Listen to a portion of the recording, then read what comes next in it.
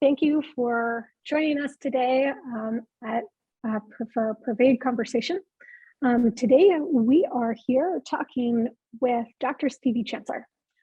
I'm Sarah Gilbert, currently the research manager at the Citizens and Technology Lab at Cornell University and a former postdoctoral associate for PERVADE. The PERVADE project is a 6-institution research project focused on answering empirical questions in data ethics. It's funded by the US National Science Foundation, and we're studying how people react to pervasive digital data being used in research, how data scientists are grappling with ethical questions in their work, and how regulators such as institutional review boards are guiding data-intensive research. So this webinar series is going to highlight a number of researchers who are doing cutting-edge work in data science, artificial intelligence, and data ethics. And so I'm joined here today by Dr. Stevie Chancellor, who is an assistant professor in the Department of Computer Science and Engineering at the University of Minnesota. And so I'm going to be asking a series of questions, but the audience is also welcome to join in by using the Q&A. And excellent. Thank you for the advice in the from Michael Zimmer. If you can see this question, I'm just confirming I'm here. Thank you, Michael. That's really helpful. Otherwise, I don't have any other kind of sense of whether or not people are here, so thanks for that. So if you have any questions or helpful tips, you can type them in that Q&A chat, and I will read them out to Stevie. So Stevie, thank you again for joining us here today. So first up, I'm going to invite you to tell us about your research and what's exciting you right now. Yeah, thank you guys so much for having me. I'm really excited to chat about some of the, what I think are fun, but some of the interesting ethical and power dynamics that pop up in doing my research. So I'm an assistant professor in the Department of Computer Science at the University of Minnesota. And I do work in what I like to call human-centered machine learning. I do this on 2 different angles. One is by using social media data to make assessments of people's behavior based on the content that they post. Now, I focus on dangerous mental health behaviors, things like self-injury, suicidal ideation, disordered eating behaviors, and using social media data as cues to understand when people are engaging with behaviors related to suicide and self-injury. And so a lot of my work is on machine learning and AI to accomplish this. But the other part of my work, and this is where I think that the human-centered side comes in, is that I care a lot about doing right by the communities that I am doing these predictions on. So on sites like Reddit and Instagram, Tumblr, what have you, we're using their data to make predictions. And so for me, it's really important that I do right by this community. So I care a lot about questions around moderation and governance, where AI is oftentimes used as a tool to make moderation easier. And I also care about research ethics a lot because this data is very sensitive. Predictions in this case can literally be life-changing for people. And it's really important for me to respect people when I'm using their data. So I care a lot about ethics in that side. Great.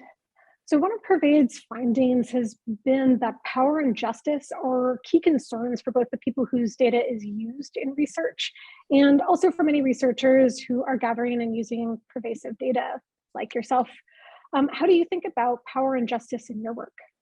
Yeah, so this is a really good question. Let me kind of give a little bit of an overview about how data is used in my work so that it kind of contextualizes the way that I think about power, justice, and data ethics. So most, if not the vast majority of my research is done on public social media data, places like Reddit, Instagram, Tumblr, and public TikToks. And so from my perspective, this is really easy for me to just go and gather that data as a computer scientist. I can connect into APIs or scrape the data and be able to have really quick access to millions of posts and comments across all of these social networks. Now, one of the, I think, challenges that come with it is that this great power of being able to scrape data comes with some pretty big responsibilities, especially because I work on such sensitive topics. So for me, the way I start thinking about power is both my relationship to the communities that I serve, and in my goals to try and think through what kind of prediction tasks would be helpful for communities, but also in how my work could enable other people to exert power over these communities. So a good example of this is I have a history of working on identifying when behaviors may violate community guidelines on social media about mental health. Many social networks ban or restrict the kinds of content you can post about mental health if it indicates that you might be at risk to yourself or to others. Now, on one hand, it'd be really valuable for us to be able to detect when that happens so we can make an intervention and do something about that. In a way, trying to assist and make people's lives better. On the other hand, that same prediction system can give power to social media companies to remove lots of content from social networks, thereby reducing the ability for people to receive the social support that they really desperately need in times of crisis. And so I think about these trade-offs of the actors that are involved in my work, who may have good intentions and may have more nebulous ones. And for me, I start thinking about those kinds of questions. Is there another question that you had asked?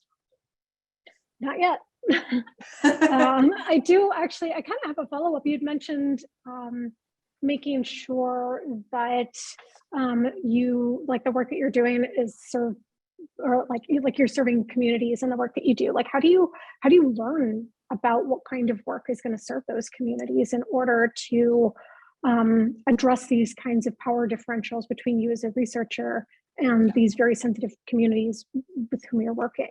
Yeah, so that's actually a really, really good question. I think one of the things that computer scientists are taught and like our disciplinary, like PhD and like bachelor's degree training is like how to actually understand what people need more than the projection of what I think that they need, right? Like I can come up with like 5,000 different models for understanding people's behavior, but those may not actually meet people where they're at. So starting on least kind of intrusive to more intrusive. I spend a lot of time sitting with and participating in the communities that I do research in, whether that be sitting and watching the community content for a couple weeks at a time, or participating in communities where it is appropriate for me to participate as somebody who might actually be able to provide information and advice and support. I have participated in and engaged with mental health communities to understand their needs and the challenges that they're facing when dealing with this kind of dangerous content. Now, as kind of increasing, I will call it intrusiveness or engagement with the community from there, I have done interview studies and participatory work with members of communities to understand their preferences and their needs, and have collaborated with people who also have insights into these problems from their own research, engaging with people in communities around eating disorders and suicidal ideation. And then from there, I also think about like, what are they saying in their content that they need, rather than me kind of inventing a thing that they're asking for. So the content moderation one is a good example of, well, I don't think that it's necessarily correct for me as the researcher to be like, what can I extract out of this community? What are they saying that they need in their frustrations with moderation? Maybe some of the work that I do can help identify these signals earlier so the communities can continue to prosper and not have the imposition of social platforms. So interaction is tricky in part because I also don't want to impose a burden on people who are struggling. I think that leads really well into the next question. Another key PERVADE finding has been that online participants are the people whose data we are that we're using in these kinds of in this kind of research still see consent as the gold standard for their data to be used in research. But oftentimes, when that consent is not practical or feasible, awareness of data and data research might be the next best option. So how do you think about issues like awareness or like consent, particularly where you are coming from this, this health perspective, where you're doing these kinds of mental health, and that is like where informed consent is, really ingrained in standard in these kinds of research practices. So how do you think about that, or how do you manifest? Yeah, I like that you brought out this like tension between doing mental health or medical research and the online social media research here. you're right that there's this kind of expectation that with mental health or clinical research that you have abundance of consent for participants. They understand the risks and procedures, they get involved with studies, they're clearly compensated for their time and the risk to them for participating in a mental health trial, right? Well, when I'm going to social media to try and identify, say, substances that people are using to help them get through opioid addiction and recovery, there's hundreds of thousands of people on these communities that I look across. Reddit is the community that I'm thinking about right now. It is impossible to ask hundreds of thousands of people to consent into a study. And I think that a lot of times the risks of what participation in my studies are kind of nebulous to people. And they're also at times nebulous to me because it's hard for me to quantify the risk of the participant in a cohort of 100,000. Now, certainly, we can talk about that more explicitly, but from my perspective, it's not feasible to get that kind of consent at scale. So one of the things that I care a lot about is when gathering data, how can we go through and anonymize it the best that we can and remove any back traces to the participants themselves so that you can immediately go to Google, search their stuff, and then identify it from the search history. There's a really awesome paper I think by John Ayers that talks about this strategy of anonymizing quotes in papers as like one baby step to making these kinds of concerns or these kinds of anonymization things much more feasible. But the reality is that there is no practical way to get consent. And so I have to consider like strategies in my research methods to properly protect people from what I perceive the biggest risks are of data privacy violations and connecting somebody's personal identity to the pseudonyms that they use on social media websites. And the best way I know how to do that is through anonymization and not sharing data sets. Are there any other ways that you turn this kind of reflection on power and awareness into your research methods? Yeah, actually, that's a good question. So after doing research in the area for several years, I started getting kind of frustrated with the ways that the computer science research community was thinking about these questions related to data usage, and how we were ingesting and taking this data for what we argued in some of our like researches for participant benefit, but then we don't actually do the things that show that we respect people and the fact that we are taking their data to use it for this kind of research. So in some ways, I have this kind of offshoot of my work thinking about these practices within research. And I did this study that was a larger critique of the methods within the computer science community, asking how people talked about how they were taking the data from social media websites and using it across the machine learning lifecycle from ingestion, cleaning, modeling, and prediction. And what we actually found was that a lot of this work was inadvertently dehumanizing the participants that we said literally in the introductions of papers that we cared about a lot. And from there, I've started thinking about, well, okay, we don't want to dehumanize people, but it would be infeasible in many cases to impose the same standards of consent and engagement with participants on online communities when we are using it at the volumes that we are. And the context is different because the information is publicly visible. You and I can just go to Reddit and see all of the posts that appear in my websites.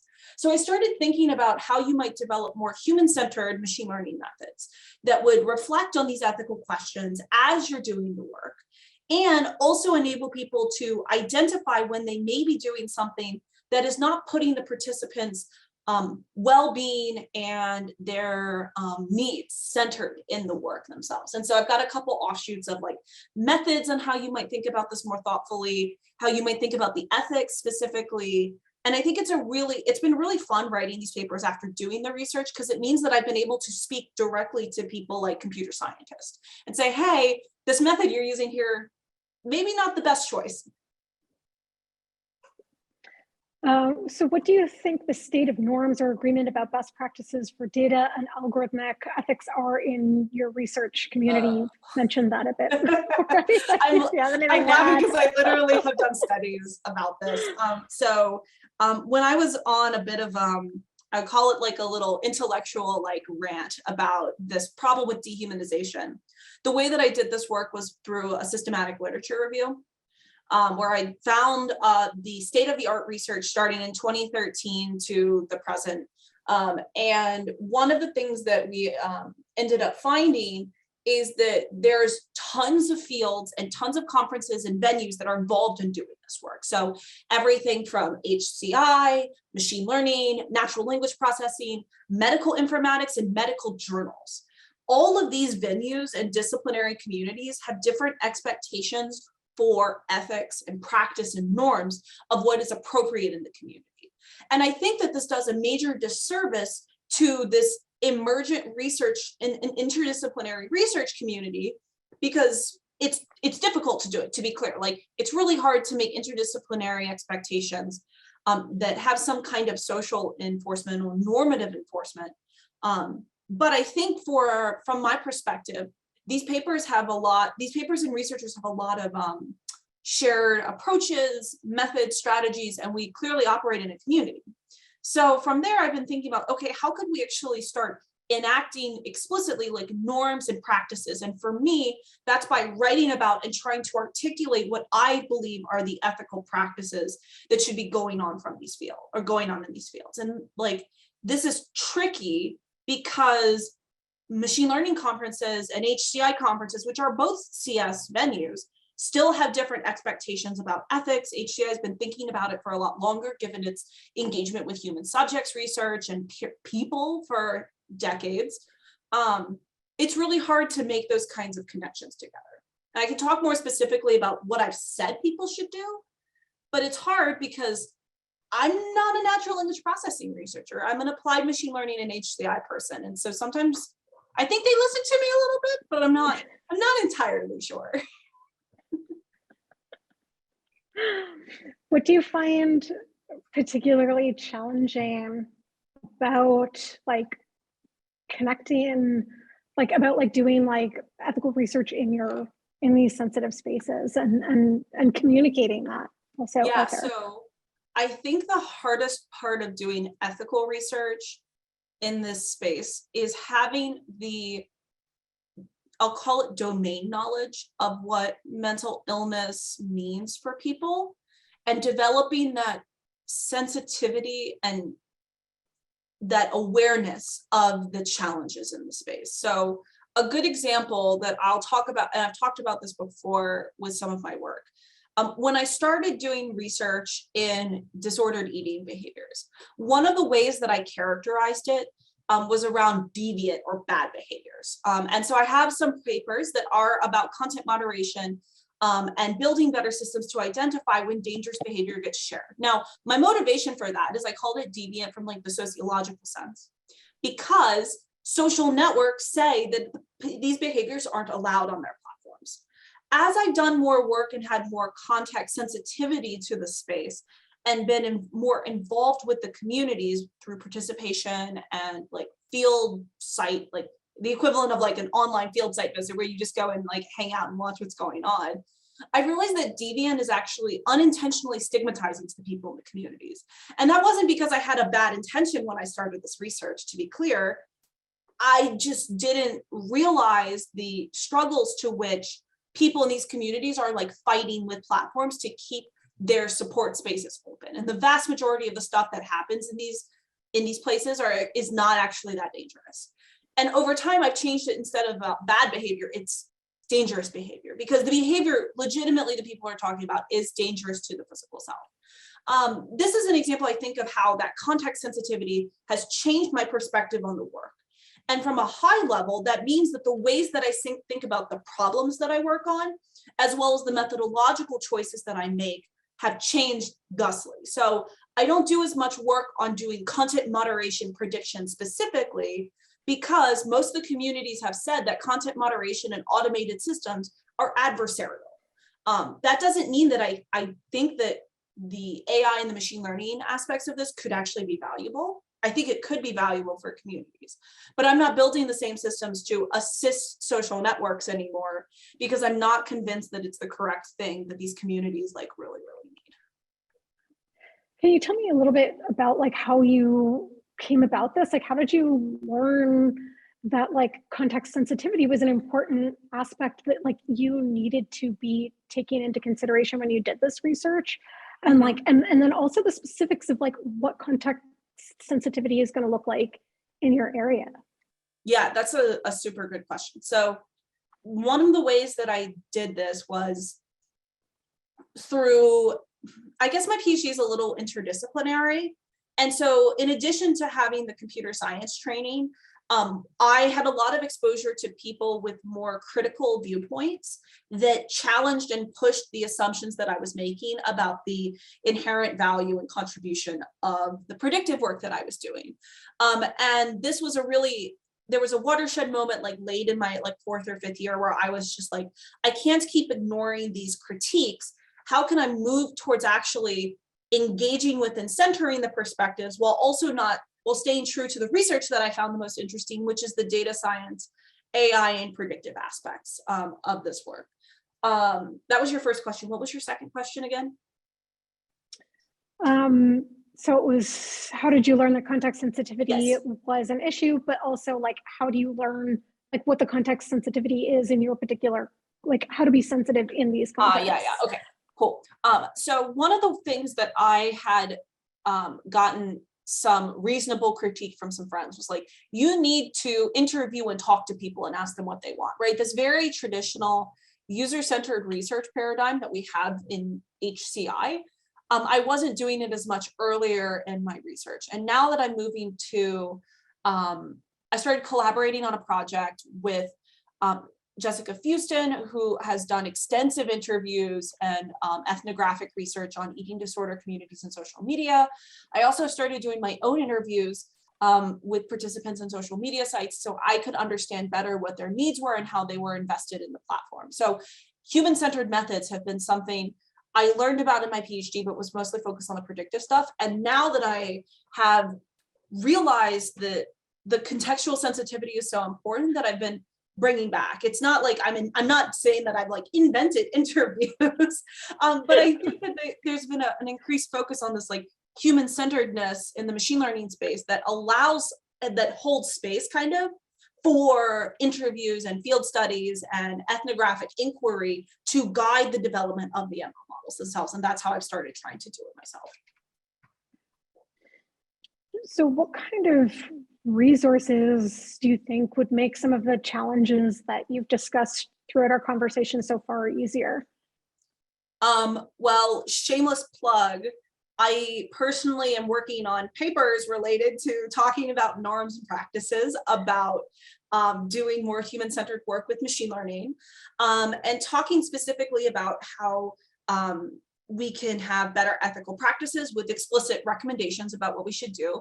I have some work ongoing with one of my PhD students, Leah Ajmani, Casey Fiesler, and Michael Zimmer, as well as my advisor, Mumunda Chowdhury, about operationalizing those into a practice that people could follow while they're doing the research themselves to make sure that they're thinking through many of the questions that, to me, at this point are really explicit. So I think these artifacts and papers are really, really important.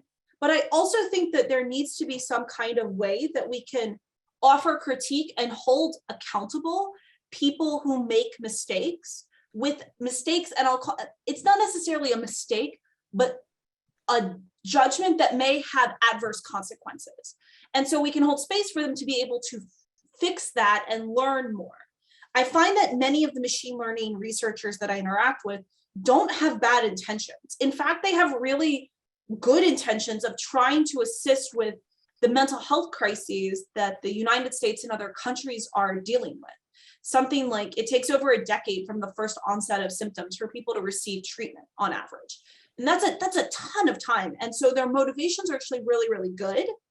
But when they go through it, because they haven't been trained or taught how to think about ethics and power and justice and equity, they make mistakes. And so my thought is, how can we give people information and insight and conversation so that they can learn from their mistakes and develop the same kind of contextual sensitivity that I'm thinking about.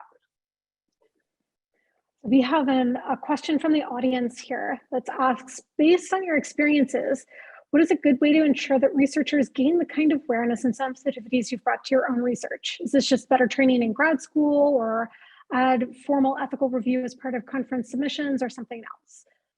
Yes to all of those.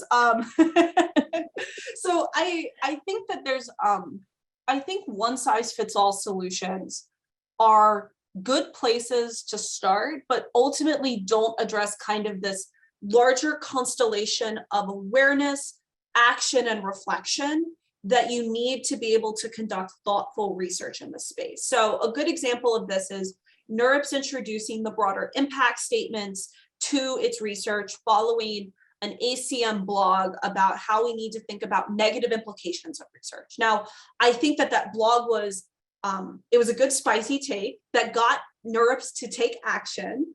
And the results of that we're seeing in publications is that for the most part, people are kind of putting throwaway answers into that. Not everybody, for sure, but that some of the broader implications that people are talking about are privacy broadly construed or energy broadly construed. I think one of the things that we need is we do need broader impact statements, but we need ways so that reviewers can evaluate those statements and say, hey, this is a good or bad statement. And your paper, if we're saying it's important, if it's a bad statement, should be marked down equivalently, may not be accepted because you wrote a really bad broader impact statement, much like we would reject papers for having bad methods or discussion sections. But I think that we can't just put all of our eggs in the broader impacts basket, right? Graduate students need training in doing more human-centered research that may be more thoughtful. They need to understand that the consequences of their work are not just related when they have to talk to a person in person, right? Going and scraping data is an interaction with people. But then that means we need some ability to evaluate it and then have people be able to reflect and recognize when they don't understand when they've made errors. And so for me, it's kind of this like larger cycle to make these kinds of things more effective. And so yes, I think it should be in conference review. Yes, I think it should be required in papers, but I also think we can't hold students accountable to do that. We can't hold authors accountable to do that if we're not teaching them how to do it themselves. It strikes me that like motivation might be an issue here too. Perhaps like if people don't, if they aren't driven towards like, if they don't want to do it, they're going to phone it in, or if they don't understand how important it is, and that like perhaps, that like getting in and that sort of instructional viewpoint of like, and like imparting like how important this is might help sort of improve that. Yeah, so my PhD student, Leah, has described this as incentivizing people to eat their ethical vegetables. And they have, right? I think it's actually a really good metaphor. But people need some kind of incentive to do it. And saying kind of this blanket, well, we're just going to like see what happens when we require a broader impact statement with very little insight about how it should be evaluated, how HCs or reviewers should treat it in their evaluations, and to what extent a broader impact statement could be used to reject a paper or to like raise ethical concerns with a project. Those aren't really well answered. And so I understand why computer scientists who don't have experience or incentive to engage with this are like, well, like, who cares? Like the reviewers aren't actually going to check to make sure my broader impacts are actually contextually sensitive and connected to the research that I'm doing. They're just like gonna phone it in. And like, I understand why they would phone it in because they have 5,000 other things to worry about with no incentive to care. And so that's why I think that having enforcement, and I'll use enforcement, it sounds harsh, but like I think it's the most like appropriate word to use. It's like, what are the consequences for you not thinking through these broader impact statements? And connecting it back to ethics, like what are the consequences to people to not thinking through ethics research? to me, one of the positive consequences is that I think you actually do better research that's more in tune with what the community needs and actually build systems that are more powerful and effective and accurate over the long term when you think about this from the start, rather than just kind of inventing a toy problem that you then just kind of use people's data to answer and then walk away. From my perspective, I do better work when I know what the community needs rather than just me projecting on what they want. And the incentives for me there are aligned because I do better work. And so I think that by teaching people how to do better work through thinking about these questions, we can actually like positively incentivize people to engage with the questions that are so important from like a data ethics perspective without having to use like, I guess it's the carrot, that's the carrot. And then the stick would be like, no, your paper can't get in because you like harm people, right? I'm more about carrots than sticks. So that is an awesome segue to the next question. How do you talk to your students about power and ethics and research practices? That's a super good question. So I have 3 PhD students now. And one of the things that is important for me is that this is like something that we front from the beginning of our work. In part because a lot of my students have been taking recently mixed method approaches to answering questions. So my student Ashley is working on a project where we're trying to understand how TikTok's For You page influences people's mental health, their conceptions of communities around mental health, and how they think about the larger ecosystem of TikTok because of the FYP. Now we also, her interest, she's interested in recommendation systems and information retrieval research and the intersection of that with HCI. And so for us, it was actually really important to have a technical contribution of improving the FYP to help with making people's lives better. But like, we don't know what people actually need. And so from us, the first thing that we started with on this project and we are working on right now is interviewing people about their use of TikTok to understand how they use it for mental health and the online communities that they engage with. That will give us plenty of insights and design takeaways that we can use when Ashley goes in a couple of months and is like, all right, I know what participants have told us we need. Here's one thing that we could test that might actually improve people's well-being or connect them to the communities that they want to engage with. So for my students, it's something that we start talking about at the outset to make sure that we have the adequate perspectives and insights onto problems.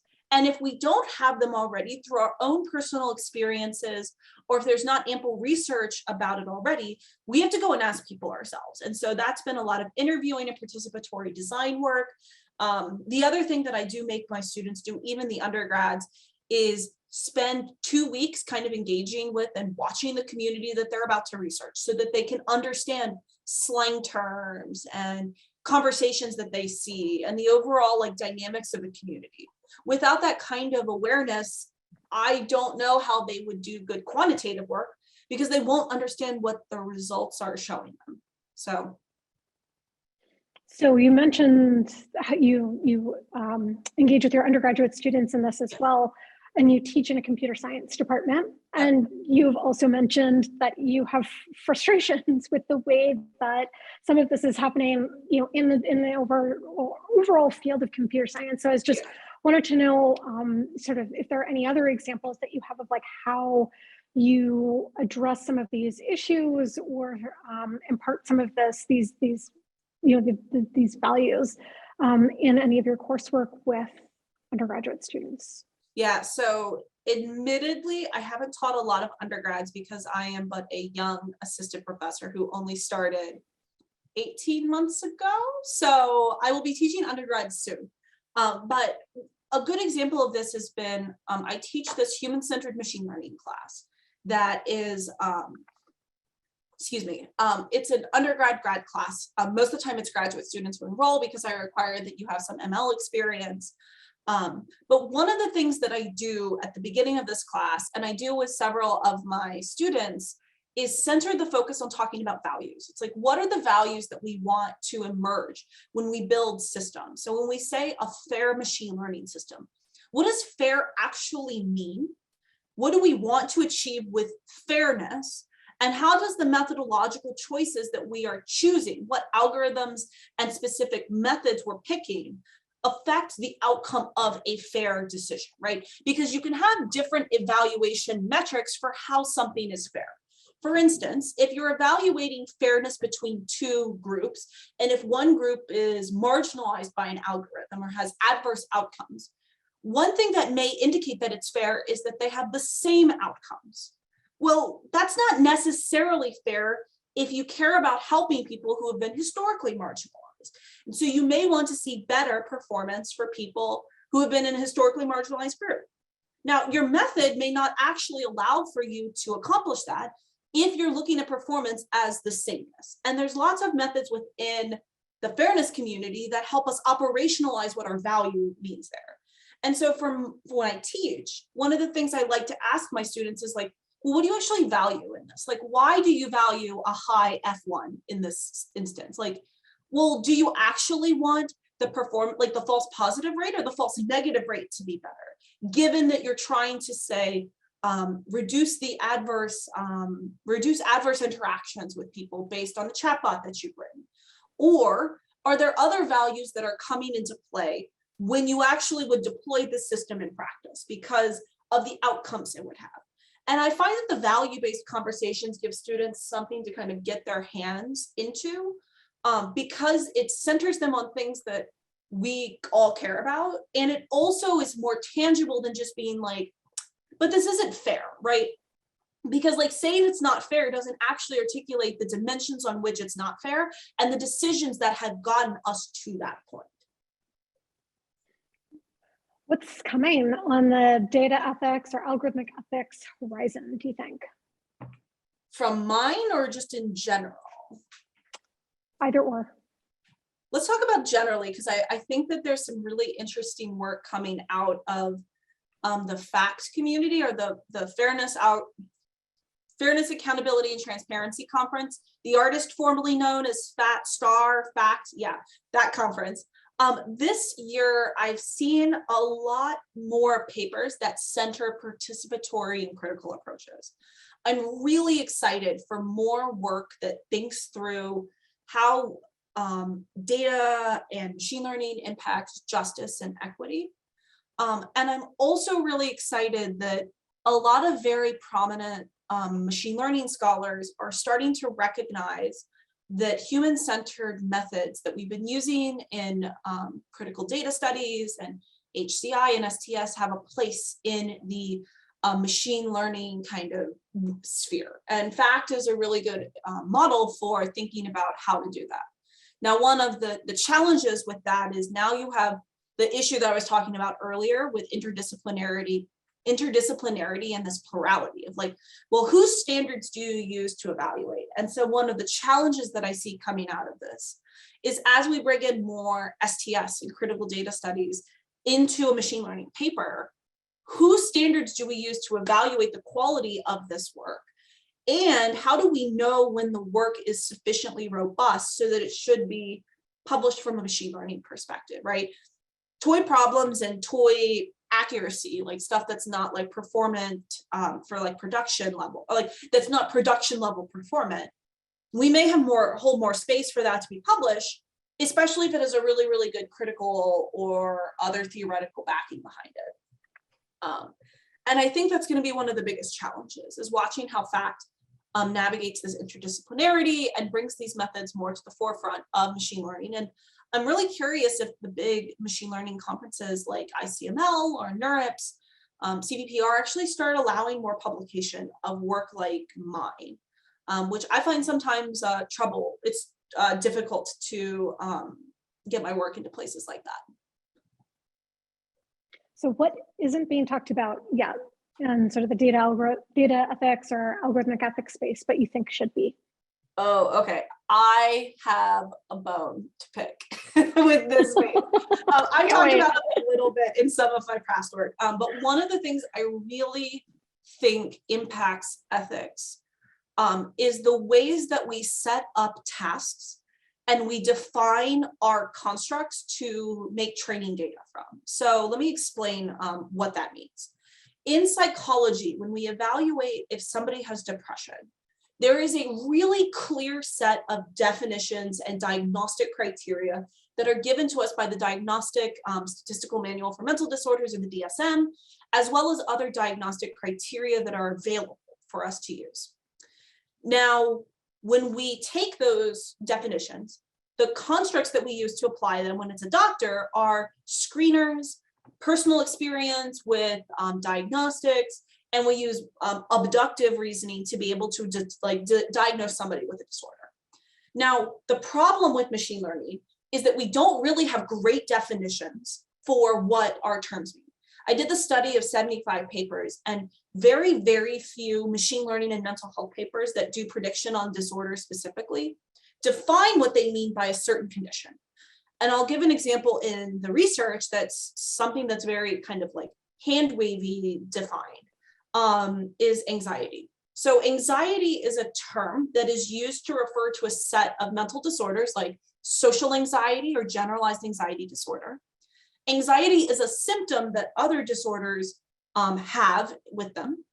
Anxiety is also a feeling that a lot of us experience, right? I'm a little anxious right now because I'm talking and giving a presentation, but anxiety is also kind of like a personality trait that people self-describe. Oh, like, I'm just kind of an anxious person.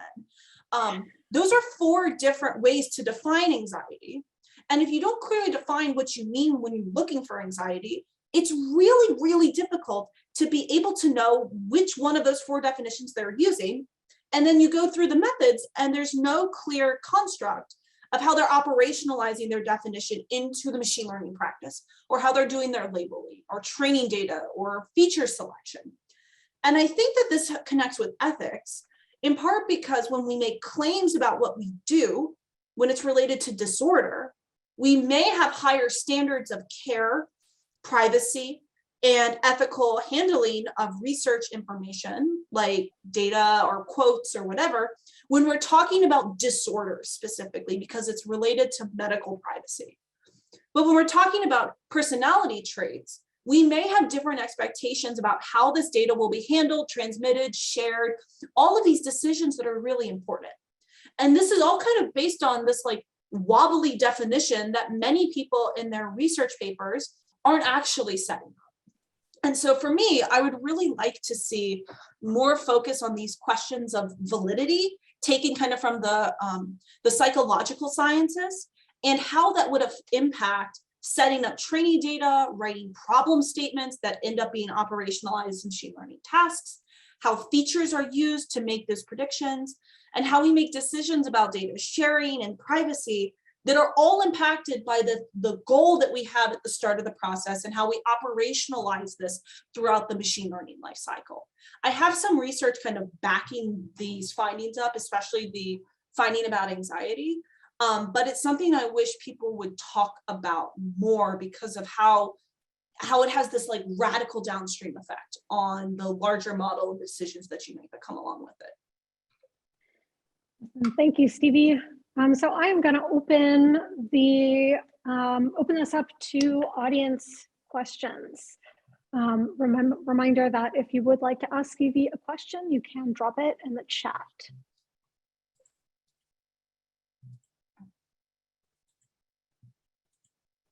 I have one more question that I can ask while we are waiting for audience questions to come in. What do you think is working particularly well or is particularly influential in the space of using ML within sort of mental health contexts? Like, are you asking about like methods or ethics or other stuff? More ethics, like what do you see as like, I mean, I think, well, like basically like you had said before, like I don't think you can necessarily like disentangle ethics and methods like entirely. So if there's sort of like a confluence between those two things, like if there is like a particular method that you think is working really well in supporting ethical research, or if there are ethical approaches that are supporting better methods. Yeah, that's actually a super good question. So there has been an increase, I would say, in the last 2 or 3 years of involving non-computer scientists on projects, which I think is a good step in the right direction. And by non-computer scientists, I mean doctors, I mean social workers, researcher participants who have direct experience with the community of interest. And in some cases, sometimes participants get involved in the studies. I think that this is really great and has made my work better as I've been doing more work with clinicians and researcher participants, because that question about validity is much easier to answer when there's a doctor there who's being like, you can't just hand wave this like behavior as indicating depression or not. And it also has been really helpful in challenging what I believe are valuable or important contributions when researcher participants have collaborated with me and been like, I don't think you surely are understanding the community dynamics and what I know about history and the ways that these communities have existed on social networks for years and years. And so that's been really helpful in kind of getting those tasks and the problems formulated correctly.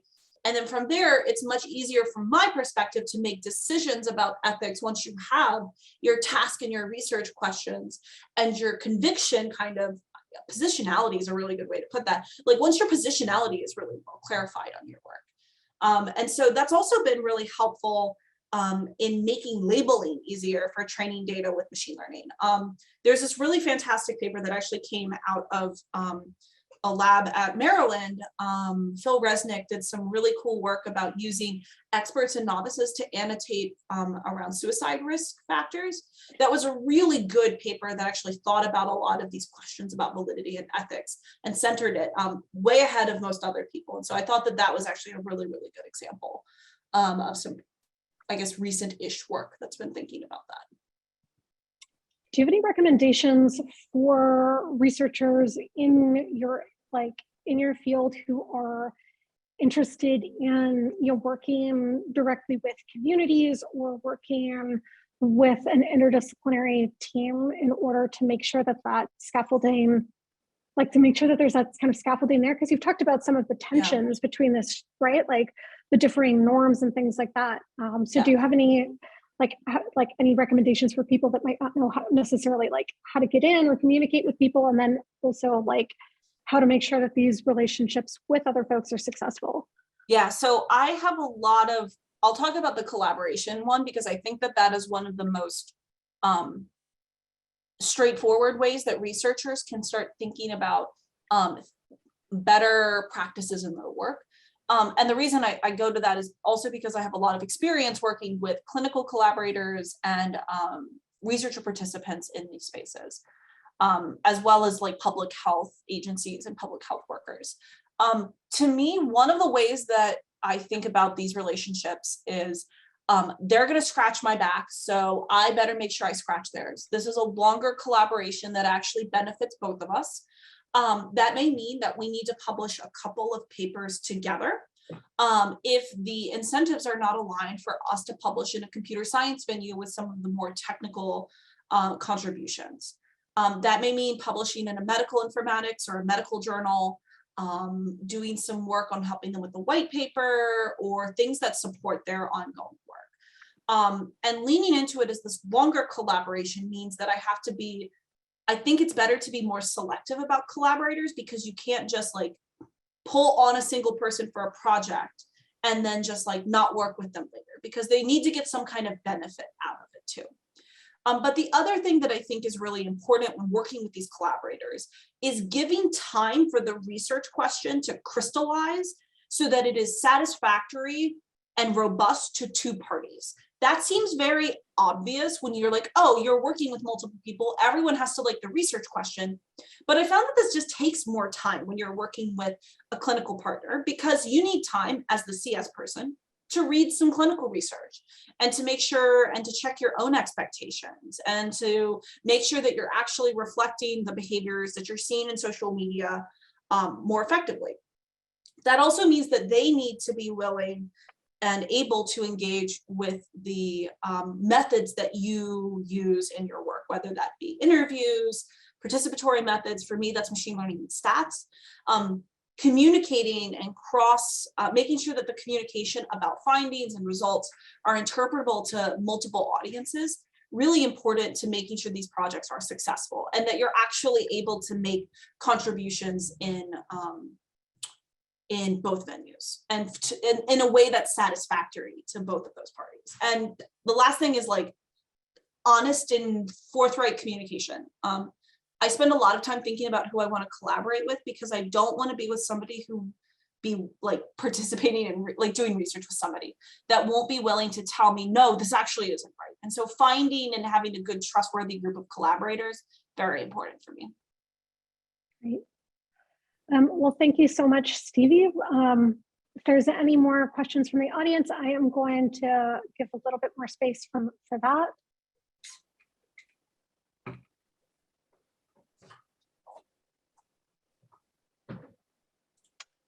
And if not, you can always reach out to Stevie at the University of Minnesota, where she is an assistant professor in computer science. Thank you so much for joining us here today, Stevie. It's been so wonderful getting to talk to you about all of this stuff and learning from just the vast expertise that you have in this area. So thank you so much for coming out and chatting with us.